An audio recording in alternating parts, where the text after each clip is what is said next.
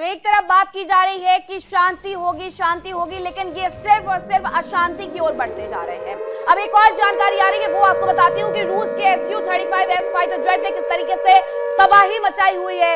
Ukraine पर हमलों में सबसे ज्यादा नुकसान अगर किसी ने पहुंचाया है तो S-35S ने ही पहुंचाया है। इसकी वजह से सबसे ज्यादा नुकसान यूक्रेन को झेलना पड़ा है। पिछले कुछ वक्त में फाइटर जेट ने ज्यादा से ज्यादा टारगेट तबाह किए हैं। रोस्टोव की जो यूनाइटेड एयरक्राफ्ट कॉर्पोरेशन है उसने ये दावा किया है, उसके हवाले से हम आपको ये जानकारी दे रहे हैं कि रोस्टोव की यूनाइटेड एयरक्राफ्ट कॉर्पोरेशन का ये दावा है कि Su-35S ने सबसे ज्यादा नुकसान पहुंचाया है यूक्रेन के उन इलाकों को जिसने रूस ने जिन इलाकों को एम किया, उन इलाकों पर जब Su-35S का इस्तेमाल करके बम बरसाए गए हैं तो सबसे ज्यादा नुकसान हुआ है। रिपोर्ट्स में यह सबसे बड़ा खुलासा हुआ है। ये वही Su-35S है जिसके बारे में हम बात कर रहे हैं। आप इसका आकार देखेंगे और आप इसे देखेंगे तो आप खुद समझ जाएंगे कि ये कितना शक्तिशाली है, ये किस तरीके से जो एम है उसे पूरी तरीके से तबाह करने की क्षमता रखता है। बस इसका एक नजराना ही काफी है। Su-35S को लेकर के ये कहा जाता है कि रूस इसके सामने टिक नहीं पाएगा यूक्रेन, और रूस क्योंकि इसका इस्तेमाल कर रहा है और रूस बहुत अच्छे से जानता है कि यूक्रेन इसके सामने नहीं टिक पाएगा, और यही वजह है कि बार बार वो Su-35S का इस्तेमाल करता है ताकि ज्यादा से ज्यादा नुकसान पहुंचा सके। और ये रोस्टोव की जो यूनाइटेड एयरक्राफ्ट कॉर्पोरेशन है उसका दावा है। जहां एक तरफ रूस भारी तबाही मचा रहा है, वहीं दूसरी ओर यूक्रेन पलटवार कर रहा है। लेकिन इन सब के बीच यूक्रेन का एक बड़ा षड्यंत्र भी सामने आया है। यूक्रेन की तैयारी क्या है, देखिए।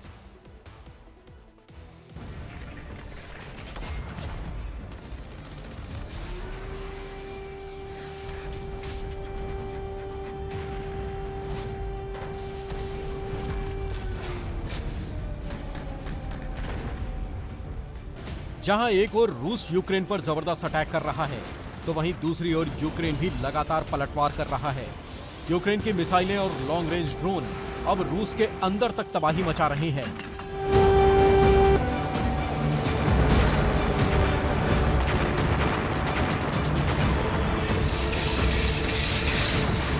खबर है कि ऑरेनबर्ग गैस प्लांट पर हमला किया गया, जिससे धुएं का कई फीट ऊंचा गुबार देखने को मिला।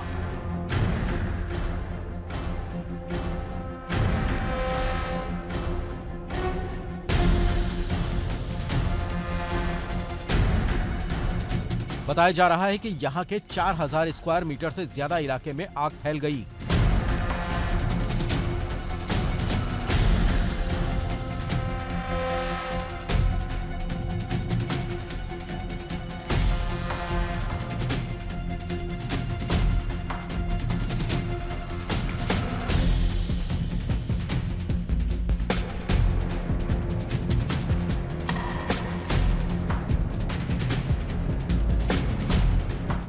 रोस्टोव में भी ऑयल रिफाइनरी पर अटैक किया गया।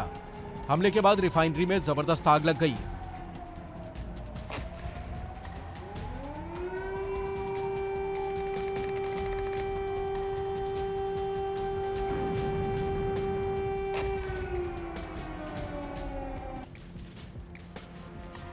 समारा इलाके में भी तेल डिपो पर अटैक किया गया। यहां पर भी हमले के बाद जबरदस्त तबाही मची।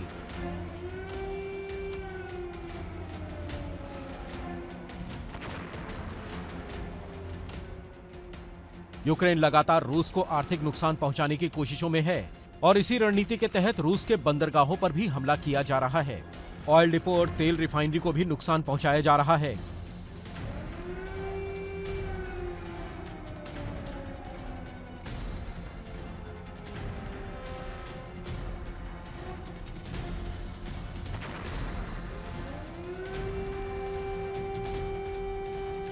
कुछ दिन पहले ही रूसी खुफिया एजेंसी FSB ने एक ऑपरेशन चलाया जिसमें एक यूक्रेनी एजेंट मारा गया।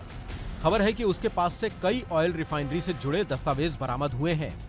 माना जा रहा है कि वो रूस में काफी समय से एक्टिव था।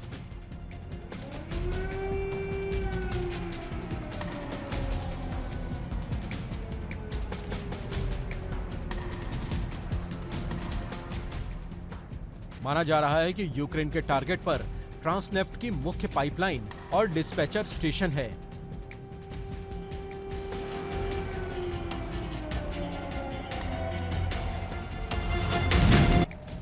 डिस्पैचर स्टेशन से ही पाइपलाइन के जरिए तेल की सप्लाई की मॉनिटरिंग की जाती है। यानी अगर डिस्पैचर स्टेशन तबाह हो गया तो पाइपलाइन से तेल की सप्लाई प्रभावित हो सकती है।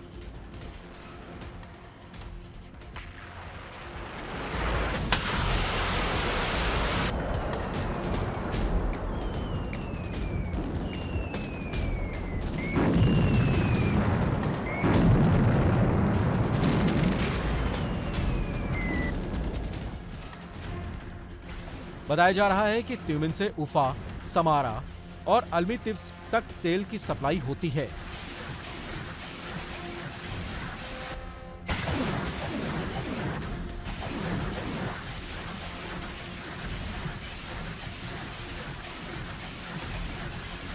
रूस की द्रुजबा क्रूड ऑयल पाइपलाइन यूक्रेन के निशाने पर है। बताया जा रहा है कि इस पाइपलाइन के जरिए बेलारूस, पोलैंड, जर्मनी, चेक Republic, Slovakia, Croatia, Hungary, Serbia और यूक्रेन तक तेल पहुंचता है। इस पाइपलाइन के जरिए रोजाना करीब 10 लाख बैरल तेल पहुंचाया जाता है। इससे लगभग 15 रिफाइनरियों की जरूरत पूरी की जाती है। इससे हंगरी की जरूरत का लगभग 60% तेल पहुंचता है।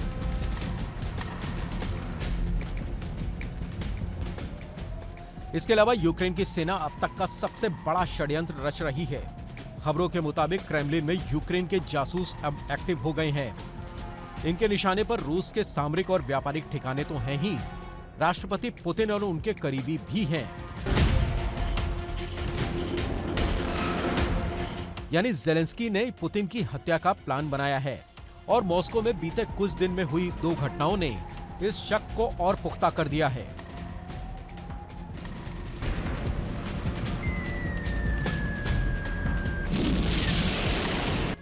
बीते 22 दिसंबर को मॉस्को में एक कार ब्लास्ट हुआ। इस घटना में पुतिन के एक करीबी सैन्य अधिकारी की मौत हो गई, जबकि 24 दिसंबर को भी मॉस्को में एक ब्लास्ट हुआ। इस घटना में 2 पुलिसकर्मियों की जान चली गई। बताया जा रहा है कि ये दोनों पुलिसकर्मी रूस की ओर से युद्ध में हिस्सा ले चुके थे और दोनों पर यूक्रेनी युद्धबंदियों को टॉर्चर करने का भी आरोप है।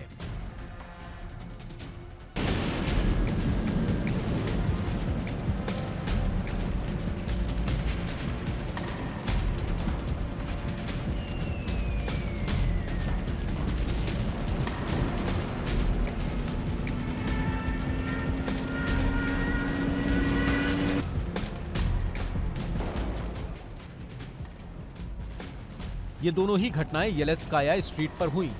येलेत्स्काया स्ट्रीट की क्रेमलिन से दूरी ज्यादा नहीं है, यानी अगर यहां तक यूक्रेन के जासूस पहुंच सकते हैं तो क्रेमलिन पर भी हमला किया जा सकता है। तो यूक्रेन रूस के उन ठिकानों को निशाना बना रहा है जहां से उसकी आर्थिकी को पूरी तरीके से कमजोर कर सके, उसे पूरी तरीके से तोड़ सके। लेकिन एक सच ये भी है कि रूस और यूक्रेन के बीच हमलों के बावजूद बातचीत की प्रक्रिया चल रही है। हालांकि अब तक इन प्रयासों में कोई भी सफलता मिलती दिखाई नहीं दे रही है।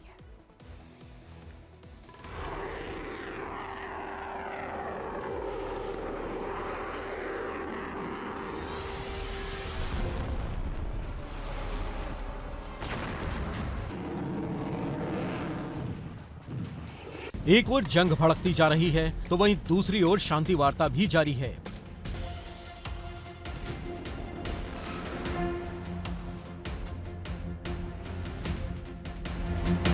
बातचीत के जरिए जंग रोकने की कोशिशें की जा रही हैं। लंदन से बर्लिन तक और फिर ब्रसेल्स में वार्ता हुई, लेकिन नतीजा अभी तक सिफर ही रहा। ज़ेलेंस्की अपनी मांगों पर अड़े हैं, तो वहीं पुतिन अपनी शर्तों पर युद्ध विराम चाहते हैं। खबर है कि 17 दिसंबर को हुई ब्रसेल्स की बैठक में 20 बिंदुओं का मसौदा तैयार किया गया, जिसमें मुख्य बिंदु थे: यूक्रेन की संप्रभुता को औपचारिक मान्यता दी जाए, यूक्रेन को अमेरिका, यूरोप और नेटो से सुरक्षा की गारंटी मिले, अमेरिका, नेटो और यूरोप यूक्रेन को आर्टिकल 5 जैसी गारंटी दें, यानी अगर रूस हमला करे तो सब मिलकर पलटवार करें, यूक्रेन को 8 लाख सैनिक रखने की इजाजत दी जाए। मसौदे के मुताबिक यूक्रेन को यूरोपियन यूनियन का सदस्य बनाने की तारीख तय हो।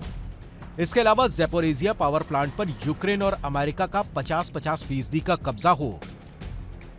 डिप्रोपेट्रोवस्क, निकोलेव, सूमी और खार्किव से रूस के जवान पीछे हटें। यूक्रेन को काला सागर से व्यापार करने दिया जाए। मसौदे के मुताबिक सीज फायर के बाद जमीन के बारे में चर्चा की जाएगी। हालांकि रूस ने इन शर्तों को नकार दिया। रूस ने अपनी शर्तें लगाई हैं। रूस चाहता है कि यूक्रेन की सेना पर पाबंदी लगे। नेटो का पूर्व की ओर विस्तार नहीं होना चाहिए। रूस पर लगाए गए सभी प्रतिबंध हटें और उसकी फ्रीज संपत्ति छोड़ी जाए। रूसी भाषा और सुरक्षा को गारंटी दी जाए। इसके अलावा डॉनबास पर रूस का नियंत्रण हो। जाहिर है कि जंग के बीच यूक्रेन और रूस अपनी अपनी बात पर अड़े हैं और ऐसे हालात में समझौता होना मुश्किल हो रहा है, जिससे अमेरिका नाराज है। ट्रंप का प्रस्ताव जेलेंस्की ने नकारा तो वो खफा हो गए हैं। साथ ही यूरोप को जंग नहीं रोकने के लिए भी जिम्मेदार मान रहे हैं।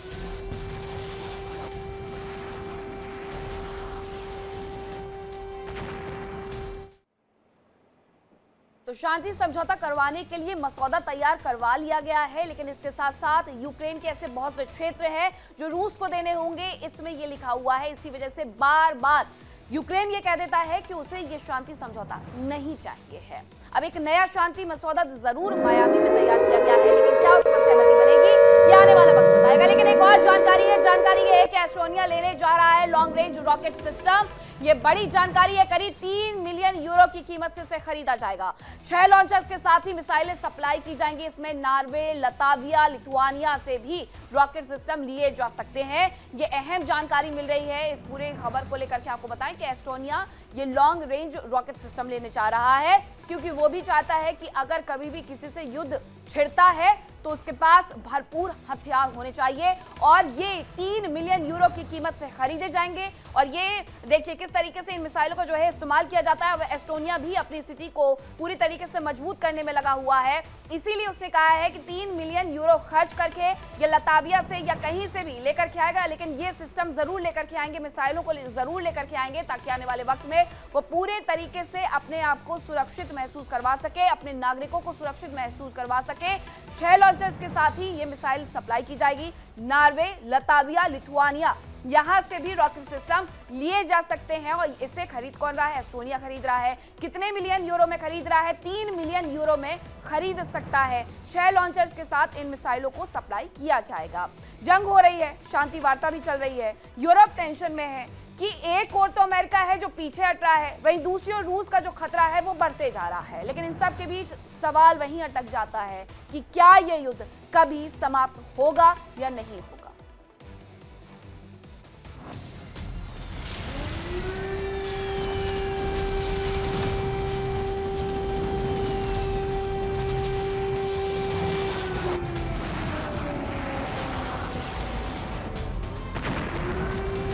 ट्रंप यूरोप से नाराज हैं और शायद यही वजह है कि अब ट्रंप नेटो और यूरोप से पल्ला झाड़ रहे हैं। यूरोप को भी शायद इस बात का अंदाजा पहले से ही है और यही वजह है कि यूरोप ने भी तैयारियां तेज कर दी हैं।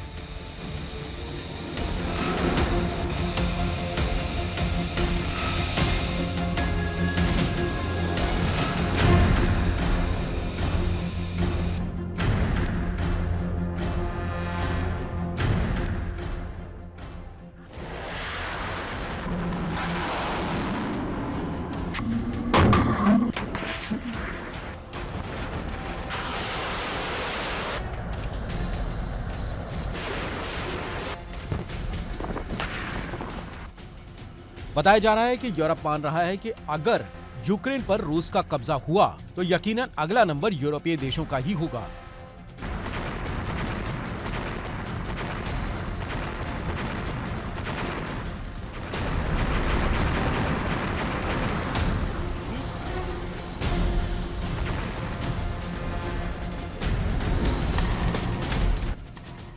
रूस के कुछ कदमों से उसके इरादे भी जाहिर हो रहे हैं। बाल्टिक सागर में रूस ने न्यूक्लियर सबमरीन तैनात कर दी है। साथ ही रूस के स्पेशल मरीन कमांडोज भी तैनात किए गए हैं। कैलिनिनग्राद में परमाणु मिसाइल वॉर रेडी की जा चुकी है। बेलारूस में ओरेश्निक मिसाइलें तैनात की जा चुकी हैं। आर्कटिक से लेकर बाल्टिक तक ड्रोन से सर्विलांस की जा रही है। खबरों के मुताबिक रूस के हमलों का अगला चरण एस्टोनिया में हो सकता है। यहां रूस एक बफर जोन का निर्माण कर सकता है।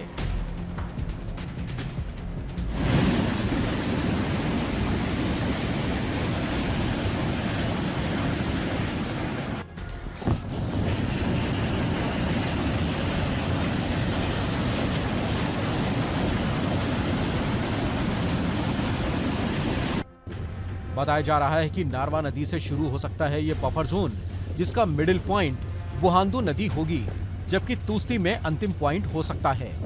माना जा रहा है कि रूसी सैनिक पूरे बफर जोन में एक साथ आगे बढ़ सकते हैं और 4000 स्क्वायर किलोमीटर से ज्यादा इलाके पर कब्जा कर सकते हैं।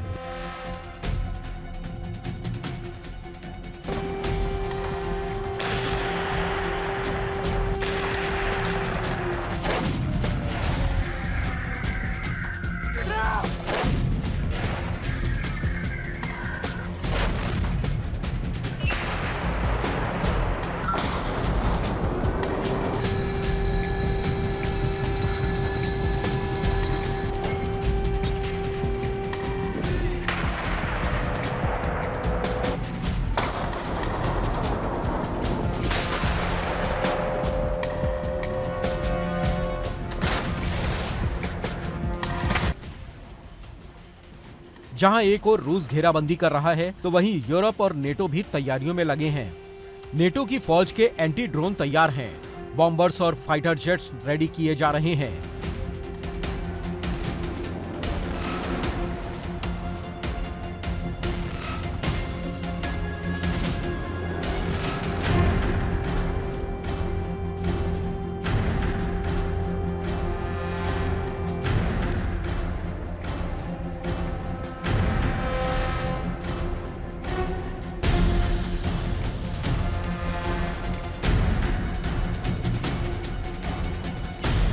बताया जा रहा है कि रूस नॉर्वे के 195 किलोमीटर लंबे बॉर्डर पर जवानों की तैनाती बढ़ाई जा रही है, जबकि रूस और फिनलैंड के बीच लगभग 1340 किलोमीटर लंबे बॉर्डर पर भी हथियार तैनात किए जा रहे हैं। इसके अलावा लातविया में एयर डिफेंस सिस्टम तैनात किए जा रहे हैं, साथ ही जवानों की भी तैनाती की जा रही है।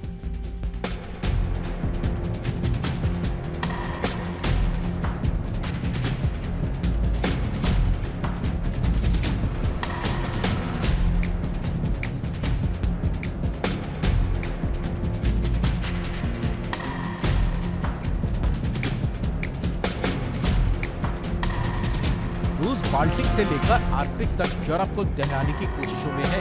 बताया जा रहा है कि बाल्टिक देशों एस्टोनिया, लातविया और लिथुआनिया पर हमला किया जा सकता है।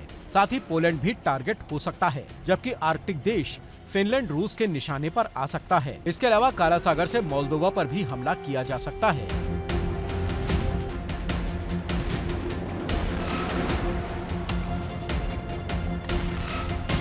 फिलहाल जंग का सबसे विभत्स रूप सामने आ रहा है। बातचीत का नतीजा निकलते नहीं दिख रहा है। ऐसे में सवाल ये है कि कहीं ये जंग विश्व युद्ध तो नहीं बन जाएगी। Bureau report, India daily.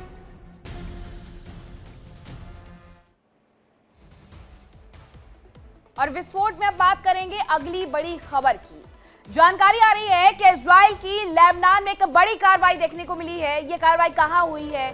Lebanon में हुई है। किस पर हुई है? ईरानी कुछ फोर्स पर हुई है, जिसका एक कमांडर तक मार दिया गया है। तो ये जानकारी आ रही है कि इजराइल की लेबनान में बड़ी कार्रवाई देखने को मिली। ईरानी कुछ फोर्स का कमांडर मारा गया है। आईडीएफ की ड्रोन स्ट्राइक में मारे जाने का दावा किया गया है। मिडिल ईस्ट के ज्यादातर देश में जहां पर सिर्फ और सिर्फ अशांति देखने को मिल रही है। इजराइल में ले लीजिए, लेबनान में ले लीजिए, ईरान में ले लीजिए, इसी तरीके से यमन, सीरिया और हर जगह सिर्फ और सिर्फ अशांति है। ऐसे में इजराइल और ईरान के बीच में संबंध पहले से अच्छे नहीं है। लेबनान में लेकिन ये बड़ी कार्रवाई जब की इजराइल ने, तो जानकारी ये मिली कि ईरानी कुछ फोर्स का जो कमांडर है वो मारा गया है और आईडीएफ के ड्रोन स्ट्राइक में मारे जाने का दावा किया गया है। ड्रोन स्ट्राइक बार बार लेबनान में आईडीएफ की तरफ से की भी जा रही है और ऐसे में ईरानी कुछ फोर्स के कमांडर को उन्होंने मार गिराया है। ये तस्वीरें उस कमांड सेंटर की है जहां पर ये पूरा अटैक हुआ है, ड्रोन अटैक हुआ है, जिसके बाद ईरानी कुछ फोर्स का जो कमांडर है वो मारा गया है। ये जानकारी मिली है। आप इन तस्वीरों को देखिए, सब कुछ सामान्य लग रहा है। अचानक से एक ड्रोन आता है, बताया यह जाता है कि आईडीएफ का ड्रोन है और यहाँ पर बैठे हुए लोग कुछ समझ पाते, सोच पाते, भाग पाते, उसके पहले ही ये ड्रोन विस्फोट हो जाता है। ये तस्वीर जरा देखिए, ये कुछ सेकंड पहले की तस्वीर है। सब कुछ सामान है और अचानक से एक बड़ा विस्फोट जिसमें सब कुछ तबाह हो जाता है। तो ये जानकारी मिली कि किस तरीके से आईडीएफ ने ड्रोन स्ट्राइक की, ईरानी कुछ फोर्स के कमांडर को मार गिराया है। खबरों में आगे बढ़ते हैं और अब बात उस खबर की कर लेते हैं जो मिडिल ईस्ट में टेंशन को बढ़ा सकता है। क्योंकि एक तरफ ईरान अपने एटमी प्रोग्राम को बढ़ाने जा रहा है, तो वहीं दूसरी ओर इजराइल ने भी एक ऐसा कदम उठाया है जिसकी वजह से ईरान से उसके रिश्ते और भी ज्यादा तनावपूर्ण हो सकते हैं।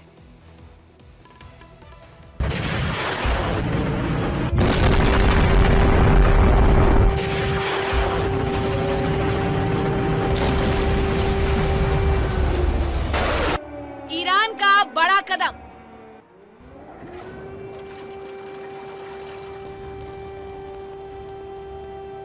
खामनेई ने दी मंजूरी, न्यूक्लियर रेस होगी तेज।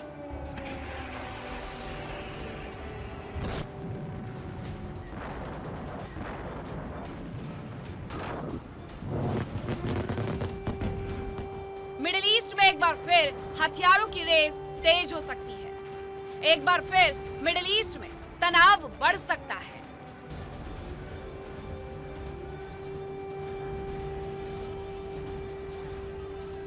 ईरान के एक कदम से मिडिल ईस्ट में टेंशन बढ़ सकती है।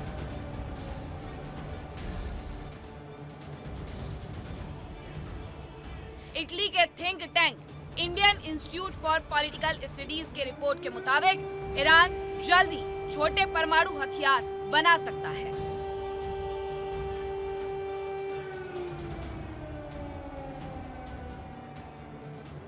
ISPI की रिपोर्ट के मुताबिक ईरान के सर्वोच्च नेता अयातुल्ला अली खामनेई ने बैलिस्टिक मिसाइलों के लिए छोटे परमाणु हथियार विकसित करने की मंजूरी दे दी है।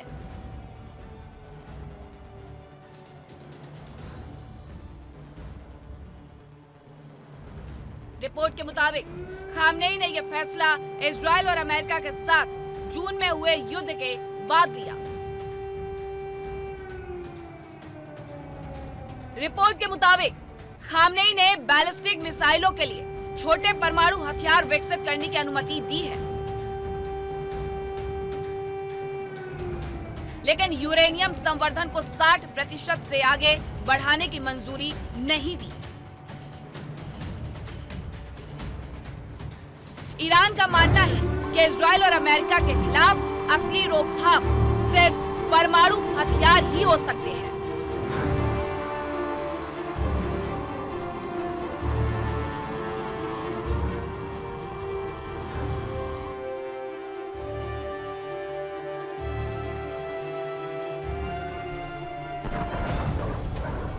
रिपोर्ट में दावा किया जा रहा है कि ईरान को यूरेनियम के 60% से 90% संवर्धन तक पहुंचने में केवल कुछ हफ्ते लग सकते हैं, यानी महज कुछ हफ्तों में ही परमाणु हथियार तैयार हो सकते हैं।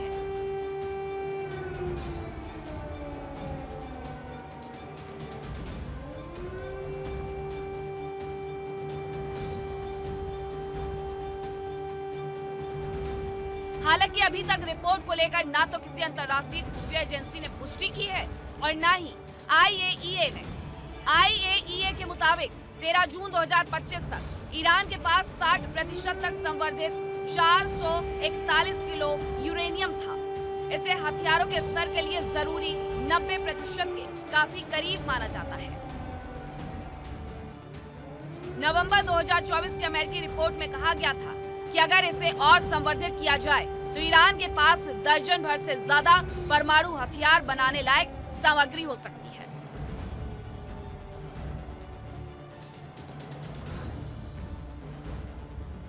उधर ईरान के बड़े दुश्मन इजराइल के एक कदम से दोनों देशों के बीच और ज्यादा तनाव बढ़ सकता है। इजरायली सेना ने दावा किया है कि लेबनान में किए गए एक ड्रोन हमले में ईरानी कुद्स फोर्स के शीर्ष कमांडर मारे गए। खबरों के अनुसार उत्तर पूर्वी लेबनान में ईरान के कुद्स फोर्स की ऑपरेशंस यूनिट के एक टॉप कमांडर को ड्रोन स्ट्राइक में मार गिराया गया।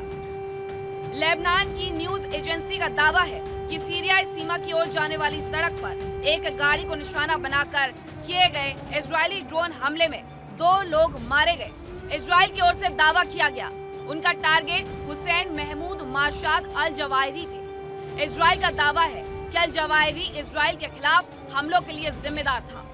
सेना ने हमले का ड्रोन फुटेज भी जारी किया है। यरूशलेम पोस्ट के मुताबिक मारे गए कमांडर अल जवाहिरी एक बहुत ही प्रोफेशनल इंटेलिजेंट एजेंट था जिनके पास आर्म एलीट कुड्स फोर्स के टेरर एजेंट से भी ज्यादा कई असाधारण क्षमताएं थी।